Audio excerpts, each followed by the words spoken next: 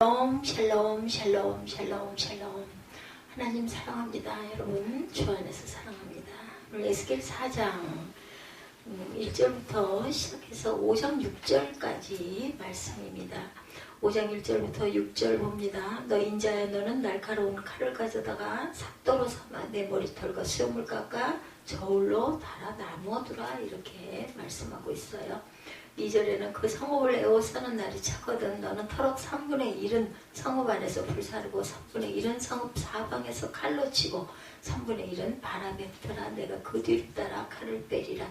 너는 터럭 중에서 조금을 내 옷자락에 싸고 또 그 가운데서 얼마를 불에 던져 살아라. 그 속에 불이 이스라엘 온 족속에로 나오리라. 주 여호와께서 이와 같이 이르시되 이것이 곧 예루살렘이라. 내가 그를 이방인 가운데 두어 나라들이 둘러 있게 하였거늘. 6절에 그가 내 규례를 거슬러서 이방인보다 악을 더 행하며 내 율례도 그러하니 그를 둘러 있는 나라들보다 더하니 이는 그들이 내 규례를 버리고 내 율례를 행하지 아니하였습니다. 6절의 말씀입니다. 4장 1절부터 5장 6절까지, 4장 1절부터 17절까지 우리 교독해서 알고 있죠. 그래서 17절에 보면 그 죄악 중에서 쇠폐하리라, 무너지리라. 그리고 5장 1절부터 6절 내용이 나 인자야, 너는 날카로운 칼을 가져다 삭도로 삼아 내 머리털과 수염을 깎아 저울로 달아 나눠두라, 이렇게 시작이 되죠. 그리고 6절에는 그가 내 규례를 거슬러서 이방인보다 악을 더 행하고 내 율례로 그러하니 그를 둘러있는 나라들보다 더하도다. 더하니 이는 그들이 내 규례를 버리고 내 율례를 행하지 아니하였기 때문에 너희를 쇠폐하게 하겠다, 이렇게 말씀하죠. 4장 주석 내용 봅니다. 3장 마지막 부분에서는 유다 백성들이 하나님을 거역하고 하나님 말씀을 지키지 않는 패역한 족속일 뿐만 아니라 그러한 그들의 죄악을 지적하여 회개하게 하려고 보낸 하나님의 말씀의 대언자도 핍박하는 악한 백성임을 말하였어요. 4장에서는 그처럼 악한 유다 백성이 하나님의 징계를 받아 멸망을 당하고 고통을 받을 것을 세 가지 행동의 비유를 통해 예언하고 있죠. 첫째는 전쟁의 징조, 바벨론의 침공입니다. 예레미야는 사람들 앞에서 박석과 흙을 가져다가 예루살렘 성이 적군에게 포위되는 상황에 놓이게 되는 모형을 만들었었어요. 이것은 예루살렘 성이 한 나라에 의해 침공을 받아 포위당할 것을 예언하는 것이었죠. 실제로 예루살렘 성을 공격하는 이 포위한 나라는 어디에 있어요? 바벨론에 의해서 망하죠. 바벨론 3번 예루살렘을 공격하여 3번이나 예루살렘을 에워쌌습니다. 이러보건대 예레미야의 행동은 바벨론의 침공에 의해 예루살렘을 포위할 것을 예언하기도 했다는 거죠. 그래서 예레미야 38장 3절에 보면 야훼께서 이와 같이 말씀하시니라. 이 성이 반드시 바벨론의 왕의 군대의 손에 넘어가리니 그가 차지하리라 하셨다 하는지라 말씀해요. 또 에스겔 17장 20절에도 하나님의 도구에 대해서 말하고 있습니다. 그 위에 내 그물을 치며 내 올무에 걸리게 하여 끌고 바벨론으로 가서 나를 반역한 그 반역을 거기에서 심판할지며. 21절에 보면 그 모든 군대에서 도망한 자들은 다 칼에 엎드러질 것이요 그 남은 자는 사방으로 흩어지리니 나 야훼가 이것을 말할 줄을 너희가 알리라 말씀하죠. 예루살렘의 함락에 대해서도 계속 얘기합니다. 그 성읍을 에워싸는 날이 차거든 너는 터럭 3분의 1은 성읍 안에서 불사르고 3분의 1은 성읍 사방에서 칼로 치라. 또 3분의 1은 바람에 흩으라. 내가 그 뒤를 따라 칼을 빼리라. 너는 터럭 중에 조금을 내 옷자락에 싸고 또 그 가운데 얼마를 불에 던져 살아라. 그 속에 불이 이스라엘 온 족속에게로 나오리라. 예레미야는 바벨론이 예루살렘 성을 에워싸는 모형을 만들 때 성 안의 문제와 토든 공성토 및 전철을 세웠었어요. 문제는 성 안에 있는 적의 동정을 살피는 망로이고 토무는 성으로부터 날아오는 화살을 막는 동시에 높은 위치에서 성 안으로 활을 쏠 수 있도록 성주에 쌓은 인공산이었습니다. 공성토는 오늘날의 대포와 같은 것이고 전철은 과자를 굽는 후라이팬과 같은 그릇입니다. 이 모든 것은 바벨론 군대의 가공함을 보여주는 것으로 이 힘으로 예루살렘 성이 함락될 것을 암시적으로 보여주었습니다. 함락에 대해서 예레미야 39장 2절에 시드기야 제11년 넷째 달 아홉째 날에 성이 함락되리라. 예루살렘이 함락되네. 함락의 소식에 대해서는 에스겔 33장 21절에 우리가 사로잡힌 지 12회째 달 다섯째 날에 예루살렘에서부터 도망하여 온 자가 내게 나와 말하기를 이 성이 함락되었다 하였는데 이렇게 증거하고 있습니다. 예레미야와 그 에스겔의 선포 그 부분을 말씀드리고 있어요. 도망한 자가 내게 나오기 전날 저녁에 야훼 손이 내게 임하여 내 입을 여시더니 다음 아침 그 사람이 내게 나올 그때 내 입이 열리기로 내가 다시 잠잠하지 아니하였노라. 이렇게 33장 21, 2절에 증거되어 있습니다. 사륙한다. 직접적으로 드러나고 있지는 않지만 바벨론군의 포위, 군대가 가진 강력한 군사력에 의한 예루살렘 함락 등의 상징은 모두 유다 백성이 바벨론에 의해 패배함으로 무참히 사륙당할 것을 암시하죠. 열왕기하 25장 21절에 쳐 죽였다. 바벨론 왕이 하맛 땅 림나에서 다 쳐 죽였더라. 이와 같이 유다가 사로잡혀 본토에서 떠났더라. 사륙됨에 대해서 에레미야 39장 6절입니다. 바벨론의 왕이 림나에서 시드기야의 눈앞에서 그의 아들들을 죽였고 왕이 또 유다의 모든 귀족을 죽였으며 이 또 시드기야의 눈을 빼게 하고 바벨론으로 옮기려고 사슬로 결박하였다. 포로됨의 징조에 대해서도 말씀하고 있어요. 두 번째 상징으로 에스겔은 밧줄에 도민 채로 누워서 안쪽으로 390일 동안 오른쪽으로 40일을 꼼짝 못하게 하는 사건이 일어나죠. 4장 4절부터 봅니다. 너는 왼쪽으로 누워 이스라엘 족속의 죄악을 짊어지되 내가 눕는 날수대로 그 죄악을 담당할지라. 내가 그들의 범죄하는 횟수대로 내게 날수를 정하였나니 곧 390일이니라. 너는 이렇게 이스라엘 족속의 죄악을 담당하고 그 수가 차거든 너는 오른쪽으로 누워 유다 족속의 죄악을 담당하라. 내가 내게 40일을 정하였나니 하루가 1년이라. 하루가 1년이고 40일이면은 어떻게 되죠? 하루가 1년씩 40일. 그러면 40년이겠죠? 두 번째 상징, 밧줄에 도민 채로 왼쪽으로 390일 동안 오른쪽으로 40일을 꼼짝 못하게 누워라. 이 상징이 보여주는 첫 번째 의미는 예루살렘 전쟁 앞에 무력하게 대처할 것이다. 에스겔은 누워있었다는 것이 그 상징입니다. 전사는 싸울 때 서서 달리고 싸우죠. 근데 그 누워있었다는 것은 에스겔로 상징되는 남유다와 북이스라엘은 그 행동대로 무기력하게 될 것이다. 열왕기하 25장 4절에 도망함이 나오죠. 그 성벽이 파괴되며 모든 군사가 밤중에 두 성벽 사이 왕의 동산 견문길로 도망하여 갈대아인들이 그 성읍을 에워쌌으므로 그가 아라바 길로 가더니 비굴하게 굽니다. 예레미야 35장 5절에 보면 내가 레갑 사람들의 후손들 앞에 포도주가 가득한 종주와 술잔을 놓고 마시라 권하매 갈대아 군대가 그 왕을 뒤쫓아가서 여리고 평지에서 그를 따라 잡음에 왕의 모든 군대가 그를 떠나 흩어졌다. 이렇게 증거하고 있습니다. 줄로 동여요. 에스겔은 누워있대 포승줄로 묶여있죠.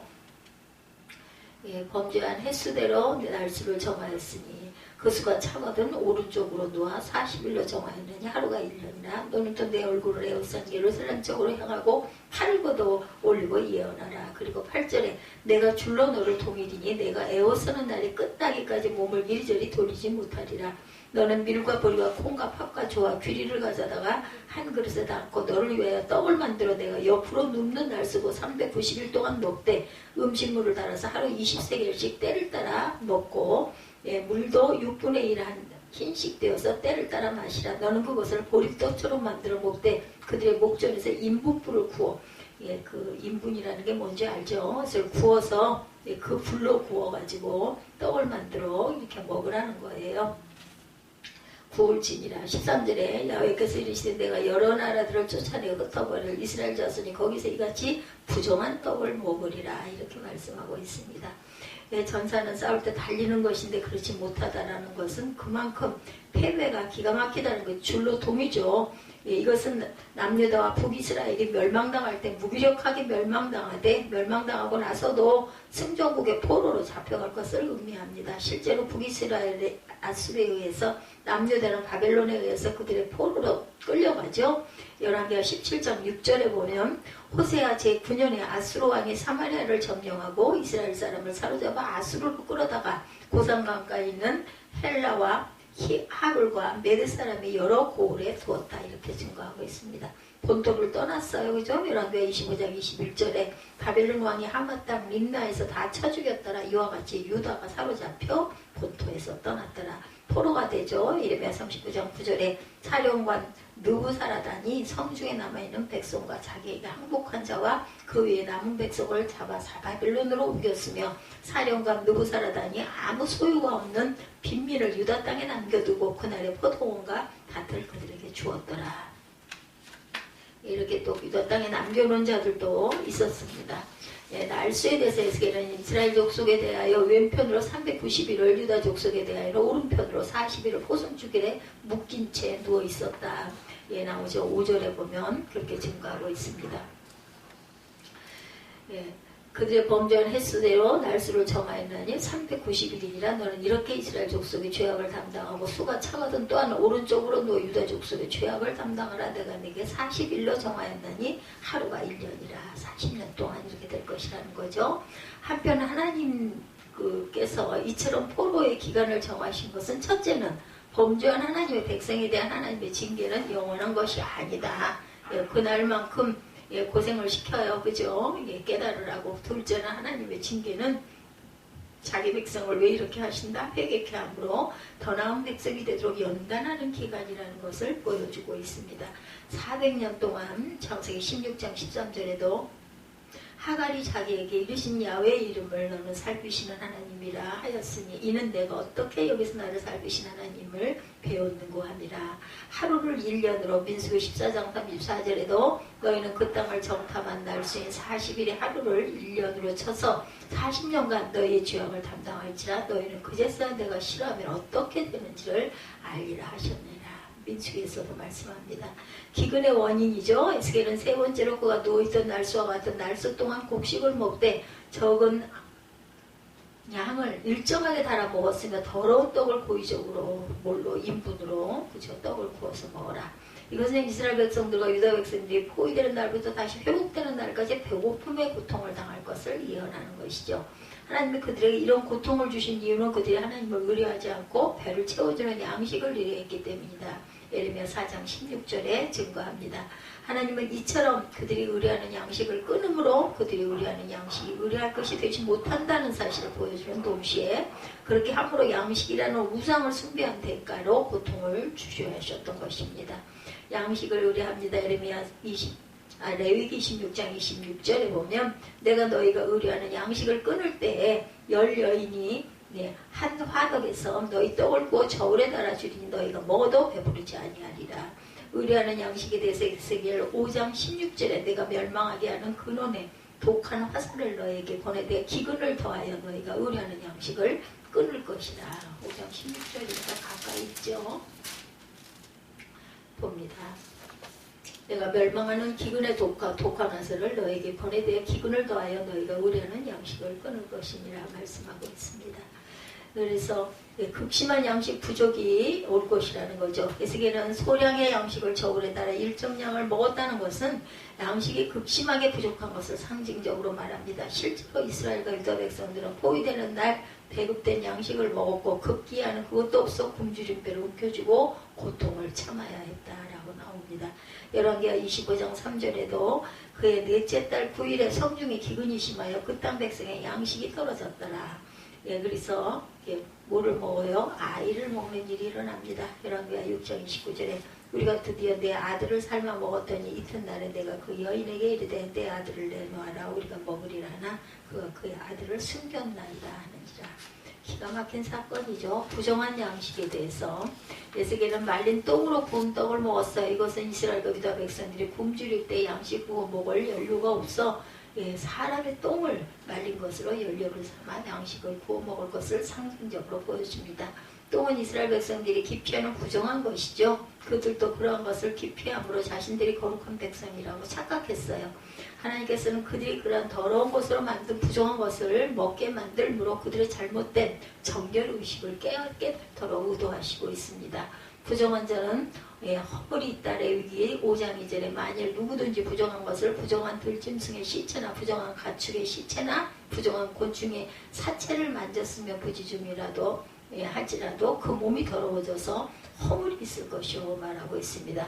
위선에 대해서 이사야 65장 4, 5절에 그들이 무덤 사이에 앉아있으며 은밀한 처소에서 밤을 지내며 돼지고기를 먹으며 가증한 것들의 국을 그릇에 담으면서 사람에게 이르기를 너는 내 자리에 서 있고 내게 가까이 하지 말라. 나는 너보다 거룩함이라 하나니 이런 자들은 내 코에 연겨 종일 타는 불이로다. 가증하다는 거죠. 그래서 사장, 하나님과 하나님의 말씀을 떠나 우상을 숭배하고 불법을 행하는 자들의 말로는 이러한 처절한 죽음뿐이라는 것을 상징하고 있습니다. 이것을 볼 때 다시 한번 마음을 새롭게 하나님만을 섬기고 그 말씀을 잘 준행해야겠죠. 그리고 잘못하여 우상을 숭배하고 말씀을 지키지 못하였을지라도 속히 회개해야 되겠다. 그럴 때만 하나님의 우선 진노에서 벗어날 수가 있다는 거죠. 우리가 세상을 살면서 어떤 재난을 당하기 전에 꿈으로나 사람의 말로 경고를 받아본 적이 있으신지요? 하나님은 개인적으로나 역사적으로나 어떤 재앙을 내리기 전에 반드시 어떤 상징이나 징조를 통해서 먼저 보여주신다는 사실을 우리가 깨달아야 합니다. 그렇다고 꿈이나 사람의 말을 너무 미신적으로 믿거나 주술적으로 또한 믿어서는 안 되죠. 중요한 것은 어떤 재앙이 전혀 근거가 없이 일어나지 않는다는 사실을 인식하고 믿음을 가진 자들이 자신을 돌아보고 회개하는 마음을 가져야 되겠다. 아모스 3장 7절입니다. 주 야훼께서는 자기의 비밀을 그 종 선지자들에게 보이지 아니하시고는 결코 행하심이 없으시니로다.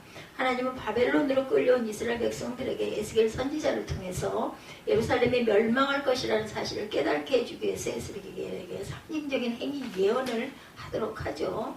몸을 왼쪽으로 누웠다 오른쪽으로 누웠다 그죠. 그리고 인분 똥으로 떡을 구워 먹을 것이다. 에스겔에게 이렇게 행위 언약을 예언을 하도록 하게 하셨다는 것은 이스라엘 백성들은 예루살렘에 절대로 멸망하지 않을 것이라는 거짓 선지자의 미혹에 빠져서 그것을 너무나 믿고 있었기 때문이에요. 에스겔이 바벨론 땅에서 선지자 활동을 시작할 때 남유다 마지막 왕 시드기야 왕이 오른 지 5년째 되던 BC 593년이었기 때문에 예루살렘의 멸망받기 약 8년 전이었습니다. 당시에 예루살렘에는 예레미야가 바벨론에게 멸망받을 것이라고 전하고 있어요. 그러나 이스라엘 백성들은 믿지 아니하였고 또 모든 어려움에서 벗어날 것이라는 거짓 선지자들의 미혹의 소리를 믿고 있어요. 그러니까 예레미야와 에스겔은 같은 그 때에 증거를 하고 있죠. 이러한 모습은 바벨론의 포로로 끌려온 땅에서도 똑같은 일들이 일어나고 있었던 거예요. 하나님은 이러한 무죄한 자들을 깨닫게 하기 위해서 에스겔에게 세 가지 행적인 상징을 4장에서 명령합니다. 오늘날도 이런 명적 무지가 곳곳에서 일어나고 있는 시대이죠. 뭐 JMC인가요? 자신이 신이다 이렇게 해가지고 거기에 굉장히 많은 사람들이 학교에서도 대학교에서도 그러한 세력들이 파고들고 있다라고 국민일보에 계속 발표가 되고 있습니다.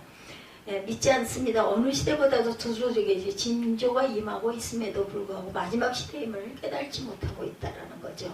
에스겔을 통해 보여주신 이 징조 또한 이 시대를 사랑하는 자들에게 주어지는 경고의 메시지임을 깊이 깨닫고 마지막을 준비하며 살아가는 귀하고 복된 저와 여러분들이 되시기 바랍니다.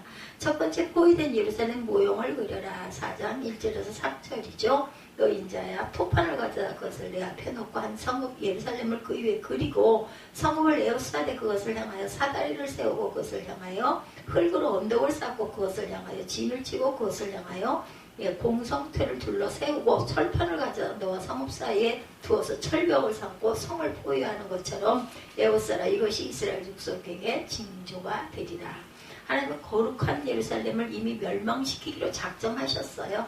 그러나 이스라엘의 지도자들과 백성들은 결코 예루살렘은 멸망되지 아니할 것이라고 굳게 믿고 있습니다. 이것은 인간의 생각이었어요. 하나님의 생각은 아니었죠.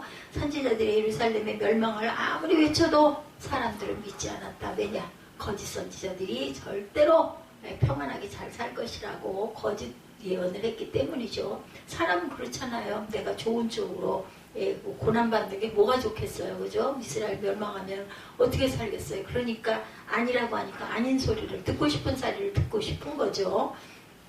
이미 타락한 예루살렘 성전은 하나님의 임재가 사라진 더러운 곳이었음에도 불구하고 지도자들과 백성들은 인식하지 못하고 있었다. 더욱 안타까운 것은 바벨론 땅에서 70년 동안 포로로 살 것이라는 예언을 했지만 그들은 자신들이 해방될 것이라고 믿고 있었다는 거죠. 그러한 영적으로 무주한 자들을 깨우치기 위해서 에스겔에게 토판을 가져다가 예루살렘 성읍을 그리고 적군이 예루살렘 성을 포위하고 사다리와 공성태를 세우는 그림을 그리라 이렇게 말씀하시죠. 토판은 진흙을 위해서 만든 일종의 납작한 벽돌입니다. 납작한 벽돌 위에 에스겔은 예루살렘 성의 그림을 그렸어요. 그리고 철판을 가져다가 토판을 에워싸도록 합니다. 예, 그 에스겔이 말을 못하고 있는 벙어리가 지난 시간에 되었었죠. 백성들은 의아했을 것이에요. 말을 안 하고 있던 에스겔이 갑자기 그림을 그렸을 때 뭐 하고 있는 거야? 하고 들여다봤겠죠.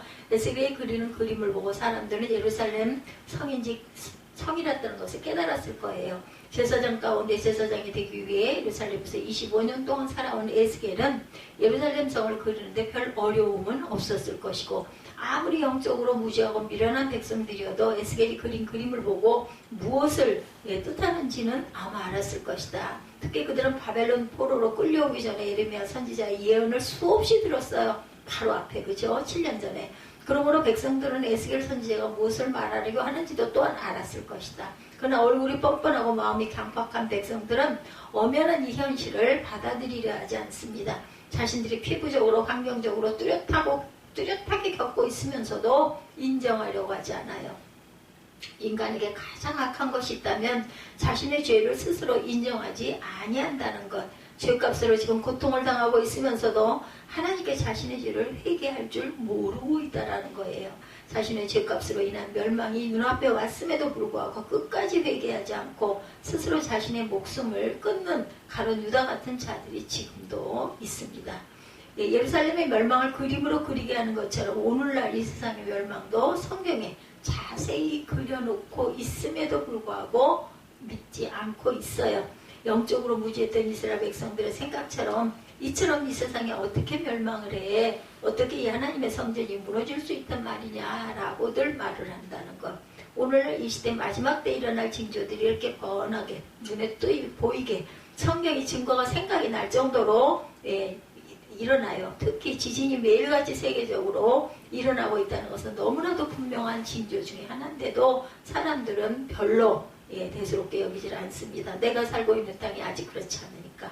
하나님의 상징을 통해 이스라엘 백성들에게 원하신 것은 무엇이라고요? 하나님을 떠나 살아온 자신들의 죄를 인정하고 어서 빨리 회개하라는 것이죠. 오늘날 이 시대도 징조를 통해서 하나님이 원하시는 것은 자신들의 죄를 회개하고 다가올 하나님의 심판을 준비하고 대비하라는 것입니다. 회개한다고 해서 예루살렘의 멸망 계획이 취소되는 건 아니에요. 우리 또한 회개한다고 해서 마지막 때 심판이 오지 않는 것도 아닙니다. 하나님의 계획은 1.1핵이 변함이 없이 이루어질 것이에요. 그러므로 그날을 위해서 대비해야 되겠다. 이스라엘 백성들처럼 무죄한 자들이 되지 않기를 간절히 소원합니다. 오늘날 많은 사람들이 노후 대책은 잘 세우고 살고 있어요. 나의 노후 대책은 세울지 알면서 영적인 마지막 때의 날을 위한 대책을 세우지 않고 있다는 것. 어리석고 무죄한 자들이죠. 노후 대책은 잘 세고 영적인 대책은 세울지 모르는 사람. 누가 보면 12장에 나오는 어리석은 농부의 모습과 같다라는 것입니다. 누가 보면 12장 19절에서 20절이죠. 또 내가 내 영혼에게 이르되 영혼이 여러 해 쓸 물건을 많이 쌓아두었으니 평안히 쉬고 먹고 마시고 즐거워하지 하리라 하되 하나님이 이르시되 어리석은 자여 오늘 밤에 내 영혼을 도로 찾으리니 그러면 내가 준비한 것이 누구의 것이 되겠느냐. 마지막 날을 위해 준비하는 저와 여러분들이 되셔야 되겠다. 세상의 끝날에 정말 이것이 나 인생의 끝날의 종말일 것이라는 것. 노후 대책 세우는 것 굉장히 필요합니다. 그러나 더욱 깊은 관심은 나의 마지막을 위해서 세상 끝날에 내가 대책을 세우며 살아가야 할 것이다. 에스겔을 통해 너무도 자세하게 상징적으로 깨닫게 해주고 있는 것처럼 오늘날도 성경의 기록을 통해 너무도 자세히 그날을 깨닫게 하고 있습니다. 하나님의 계획을 잘 깨달아서 우리가 먼저 회개하고 하나님 보시기에 온전한 삶을 지금부터라도 살아내시기를 주님의 이름으로 축원합니다. 두 번째, 왼쪽으로 391, 오른쪽으로 41을 누워있어라. 4절에서 8절 내용이죠. 391과 41은 북이스라엘과 유다의 남유다의 죄악을 의미하는데 하루를 1년으로 계산했다라는 거예요. 390년과 40년은 대략적인 숫자죠. 상징적인 숫자입니다. 중요한 것은 북이스라엘이 남유다에 비해 몇 배에 달하는 심각한 죄악을 범했다. 390대 40이니까 그렇죠. 예, 두 나라 역사 속에서 볼 수 있듯이 북이스라엘에서는 단 한 명도 하나님의 뜻에 순종하지 않았어요. 그러나 남유다는 하나님의 뜻에 순종하는 왕들이 5명이나 있었습니다. 북이스라엘에 대한 391, 즉 390년의 죄악은 북이스라엘 초대왕 여로보암부터 시작해서 바벨론 포로에서 해방될 때까지의 기간을 가리킨 것으로 볼 수가 있어요. 다시 말해서 BC 390년부터 BC 538년까지로 볼 수 있다. 그러므로 북이스라엘의 죄악은 나라가 세워질 때부터 이미 하나님께 버림을 당한 죄악의 길을 가고 있었다라는 것. 남유다에 대한 죄악은 40년이라고 했는데 예루살렘 함락에서부터 바벨론 포로에 해방될 때까지의 기간을 의미합니다. 다시 말해서 BC 586년부터 538년까지로 볼 수가 있다. 남유다에 대한 죄악이 북이스라엘 위에 짧은 것은 선한 왕들이 있었기 때문이라고 볼 수 있지만, 그러나 남유다의 죄악이 예루살렘 함락되기 직전에 강했다는 것을 의미하고 있기도 하다.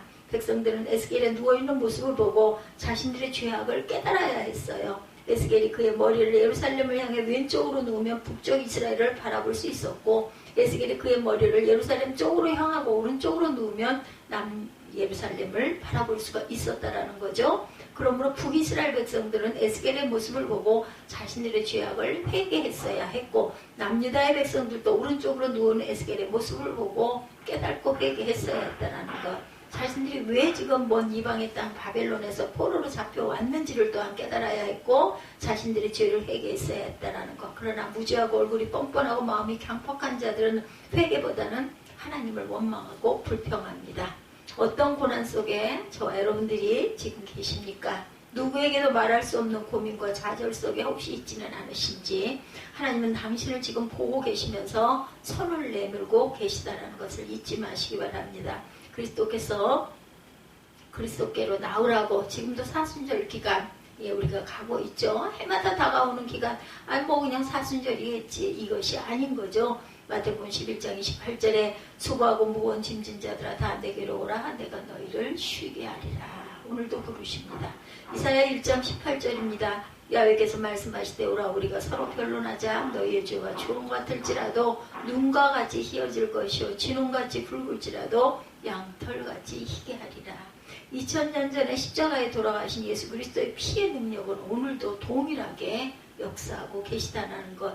이사야 53장 5절에서 6절이죠. 너무나 잘 아는 말씀입니다. 그가 찔림은 우리의 허물 때문이요 그가 상함은 우리의 죄악 때문이라. 그가 징계를 받음으로 우리는 평화를 누리고 그가 채찍에 맞음으로 나음을 받았도다. 우리는 다 양 같아서 그릇 행하여 각기 책일로 갔거늘 야훼께서는 우리 모두의 죄악을 그에게 담당하셨도다. 죄를 회개하면 용서받지만 회개하지 아니하면 죄값을 반드시 받는다는 것을 명심해야 합니다. 그리스도의 십자가 보혈로 죄사함 받으며 살아가는 저와 여러분들이 되시기 바랍니다. 7절을 주목합니다. 팔을 걷어 올리고 예언하라, 이렇게 말씀하고 있죠. 반드시 하나님의 그 죄값을 갚으시겠다라는 의미입니다. 8절 말씀도 하나님의 확고한 뜻을 나타내고 있어요. 내가 줄로 너를 통일이니 내가 여호사는 날에 끝나기까지 몸을 이리저리 돌리지 못하리라 말씀을 하고 있죠. 큰 죄악은 큰 형벌로, 작은 죄악은 작은 형벌로 주어진다라는 것이죠. 나의 죄악이 형벌로 돌아옵니다. 그러나 우리가 진심으로 나의 죄를 회개하고 그리스도를 피로 죄사함을 받으면 그 죄값은 사라질 것이다. 우리에게 주어진 회개가 얼마나 큰 축복인지 깊이 깨닫고 날마다 회개하는 그런 믿음, 신앙을 가지시기 바랍니다. 왜 회개할 수 있는 것이 큰 복일까? 회개는 아무나 할 수 있는 게 아니죠. 얼마나 많은 자들이 회개를 하고 싶어도 못하는지, 그들을 하지를 못해요. 아직도 회개할 수 있다는 것은 나에게 아직 여지가 있다는 것이라는 거. 에스겔 9장 20절에서 21절입니다. 이 재앙에 죽지 않고 남은 사람들은 손으로 행한 일을 회개하지 아니하고 오히려 여러 귀신과 또는 보거나 듣거나 다니거나 하지 못하는 금은 돈과 목속의 우상에게 절하고 또 그 살인과 복술과 음행과 도둑질을 회개하지 아니하더라. 에스겔 16장 9절에서 11절입니다. 사람들이 크게 태움에 태워진지라 이 재앙들을 행하는 권세를 가지신 하나님의 이름을 비방하며 회개하지 아니하고 주께 영광을 돌리지 아니하더라. 또 다섯째 천사가 그 대접을 짐승에 계시록 16장 9절에서 11절입니다. 계시록 16장 왕자의 쏟으니 날아가고 얻어주며 사람들이 아파서 자기 혀를 깨물고 아픈 것과 종기로 말미암아 하늘의 하나님을 비방하고 그들의 행위를 회개하지 않더라. 이렇게 회개를 안 해요. 계시록 9장 20절에서 21절에도 이 재앙에 죽지 않고 남은 사람들은 손으로 행한 일을 회개하지 아니하고 오히려 여러 귀신과 또는 보거나 듣거나 다니거나 하지 못하는 금은 돈과 목속의 우상에게 절하고 살인과 복술과 음행과 도둑질을 회개하지 아니하더라. 그 회개한다라는 것은 그나마 기회가 있다라는 거죠. 나의 죄에 대해서 회개가 나오지 않는 자들이 있다면 금식하고 하나님께 울부짖어야 되겠죠. 요엘 2장 13절입니다. 너희는 옷을 찢지 말고 마음을 찢고 너희 하나님 야훼께서 돌아올지어다. 너희 하나님 야훼께로 돌아올지어다. 그는 은혜로우시며 자비로우시며 노하기를 더디하시며 이내가 그시다 뜻을 돌이켜 재앙을 내리지 아니하신다. 회개하라. 천국이 가까웠느니라라는 예수님의 음성을 듣고 진실로 회개하는 신앙을 가지고 마지막 때를 살아가는 귀하고 복된 저와 여러분 되시기 바랍니다. 세 번째 기근 시대가 나오죠. 에스겔 4장 9절에서 17절까지의 내용입니다. 마지막에 17절에 떡과 물이 부족하여 피차에 두려워해 떨며 그 죄악 중에서 쇠퇴하리라. 그래서 오늘 제목을 죄악 중에서 쇠퇴하리라. 그 어떻게 쇠퇴한다는 것이 5장 1절에서 6절까지 나와 있어요. 하나님이 세 번째로 에스겔에게 하라고 하신 행위 언약은 기근에 대한 예언이죠. 이 행위 예언은 장차 예루살렘의 마지막 날에 대한 예언입니다. 이러한 기근에 대한 예언은 예레미야 선지자도 강하게 선포하죠. 예레미야 19장 9절에 그들이 그들의 원수와 그들의 생명을 찾는 자에게 둘러싸여 공경에 빠질 때 내가 그들의 아들 딸의 살을 먹게 하고 또 각기 친구의 살을 먹게 하리라 하셨다 하고 이렇게 사람을 먹는 이렇게 상징하고 있습니다. 바벨론 포로에서 예루살렘의 마지막 날에 기근으로 고통당할 것을 에스겔에게 예언케 하신 것은 그들이 아직도 예루살렘에 대한 미련을 버리지 못하고 회복될 것이라고 믿고 있었기 때문에 예루살렘에 대한 미련을 버리고 자신들의 죄를 회개하라고 그리고 하나님께 나오라는 예언이었죠. 구절을 보면 하나님은 에스겔에게 밀과 보리와 콩과 팥과 조와 귀리 6가지를 섞어서 떡을 만들어 390일 동안 먹되 음식물을 저울에 달아서 하루 20세겔만 먹어라 이렇게 말씀합니다. 20세겔이면 230g 정도이므로 아주 적은 양이죠. 콩하고 팥의 무게까지 더한다면 한 주먹 정도 되는 양식을 하루 양식으로 먹고 산다는 것. 무서운 기근을 의미합니다. 먹는 물도 6분의 1 흰 정도를 먹을 것이라고 했는데 0.6리터 정도의 적은 물로 하루를 살아라. 또한 적은 양식을 먹기 위해서 땔감을 사용해야 하는데 땔감이 없어서 인분을 사용해야 할 시대가 올 것이다. 인분으로 밥을 해서 먹을 것이라는 말씀에 에스겔이 벙어리된 입을 열어 탄식을 합니다. 14절에 보면 내가 말하되 아하 주 야훼여 나는 영혼을 더럽힌 일이 없었나이다. 어려서부터 지금까지 스스로 죽은 것이나 짐승에게 찢긴 것을 먹지 아니하였고 가증한 고기를 입에 넣지 아니하였나이다. 14절에 탄식하는 그 부분이 나오고 있습니다. 내가 말하되 아하 주 야훼여 나의 영혼은 더럽힌 일이 없었나이다. 어려서부터 지금까지 스스로 죽은 것이나 짐승에게 찢긴 것을 먹지 아니하였고 가증한 고기를 입에 넣지 아니하였나이다. 참으로 놀라운 하나님 명령에 에스겔은 어떻게 그렇게 할 수 있겠는가. 그리고 의미로 질문을 합니다. 15절을 보죠. 15절에 뭐라고 그래요? 야훼께서 내게 이르시되 쇠똥으로 인분을 대신하기를 허락하노니 너는 그것으로 떡을 구울지니라. 또 내게 이르시되 인자에 내가 예루살렘에서 의뢰하는 양식을 끊으리니 백성이 근심 중에 떡을 달아 먹고 두려워 떨며 물을 되어 마시다가 떡과 물이 부족하여 피차에 두려워하여 떨며 죄악 중에 쇠퇴하리라. 이렇게 결론이 내려져 있습니다. 정결한 종교의 의례를 지켜야 하고 가르쳐야 할 제사장의 율법을 어기고 쇠똥으로 떡을 구워 먹는다는 것은 백성들에게 큰 충격이었죠. 어떤 자들은 에스겔의 행동을 보고 바벨론에서 고생하더니 미쳤다 이렇게 비웃었다 그러죠. 예, 내가 무슨 제사장이냐, 무슨 선지자냐 이렇게 비웃었겠죠.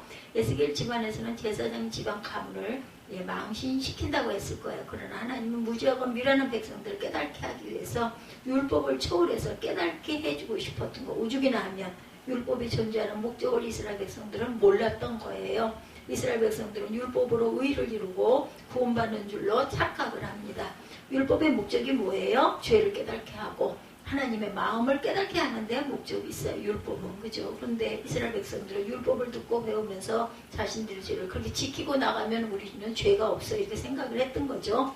로마서 3장 20절에 율법으로 죄를 깨달음이라. 갈라디아서 3장 24절에 이같이 율법이 우리를 그리스도께 인도하는 초등교사가 되어 우리로 하여금 믿음으로 말미암아 의롭다함을 얻게 하려 함이라 이렇게 증거하고 있습니다. 율법의 최종 목적은 예수 그리스도께로 인도함을 받기 위함이라는 거. 예수님은 그 의를 이루시기 위해서 십자가에서 온몸에 물과 피를 흘리고 돌아가셨죠. 로마서 10장 4절에 그리스도는 모든 믿는 자에게 의를 이루기 위하여 율법의 마침이 되니라. 그러므로 율법이 존재하는 목적은 예수 신앙을 가지기 위함이라. 오직 예수 그 사실을 깨달아야 된다는 것. 아무리 율법을 잘 지키는 자가 있다 할지라도 오직 예수 신앙을 가지지 않고 있다면 율법은 형식적이고 외식적으로 이용하는 자라고 밖에 할 수가 없다. 반대로 율법을 잘 지키지 못한다 할지라도 진실로 예수 신앙을 가지고 예수 사랑을 가지고 살아가고 있다면 그 사람은 예수의 마음을 가지고 살아가는 자라고 볼 수가 있다는 거죠. 누가복음 18장에 예수님은 율법을 지킨 바리새인과 율법을 지키지 못하고 자신을 죄인이라고 고백한 세리 중에서 세리를 의로운 자라고 말씀합니다.